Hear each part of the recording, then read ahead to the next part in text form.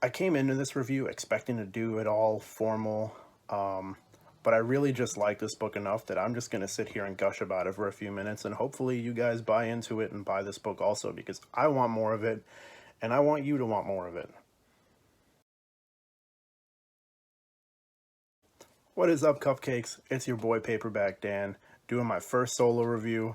I want to talk about a book that I just recently read this past weekend, and the timing is perfect because the sequel series comes out today. It's called No One Left to Fight, and it's a Dark Horse book brought to you by Aubrey Sitterson, who I've never heard of, but you might know them.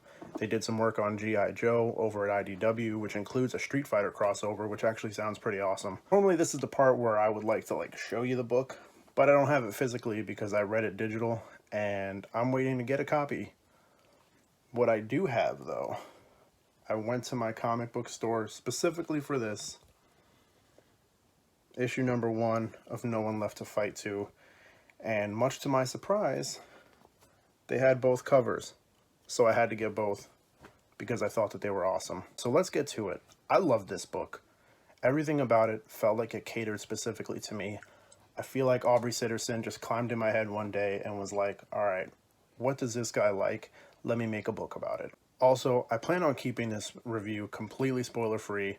I want you guys to enjoy it as much as I did. The general idea of this plot is that the main character has already saved the world a number of times, and most recently defeated the toughest guy yet, leaving no one left to fight. So what does he do after that? The book says that it's an homage to the Dragon Ball franchise, which I totally get. There's so many references, even down to the last pages of each issue has like a little find out next time blurb at the bottom of it, which I think is great. Everything about it, the sense of adventure that you feel from the very first panel to the color scheme and the aesthetic that the setting offers is just right up my alley. There's a fantastical sci-fi feel to it, which is something that I love. This world feels like it's worth exploring, and I absolutely want more of it. The art is awesome. It's easily my favorite part. I love the color palette that they went with. I love the character designs and the settings and all of these other things. They just feel like they cater specifically to me. I couldn't put it down. I read it in one sitting. It's only 5 issues, so it's real short.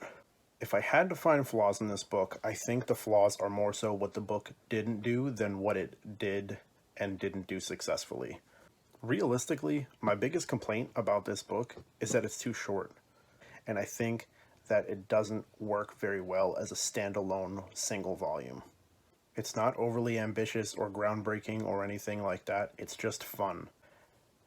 It may not be for everyone, if I'm being honest, but it's for me. So I'm going to take it. It touts itself as the comic you've always wanted, and they were absolutely right. This is the kind of book that reminds me just how much I love this medium. If I had to rate this book objectively, I'd probably give it an 8.5, because I know that it's not for everyone. But for me, I wanted more of it, so I'm giving it a 10, and I think it's quickly become one of my favorite series, possibly ever. Now, with all that said, thanks for checking out my review, but I'm about to go read this next issue. Peace.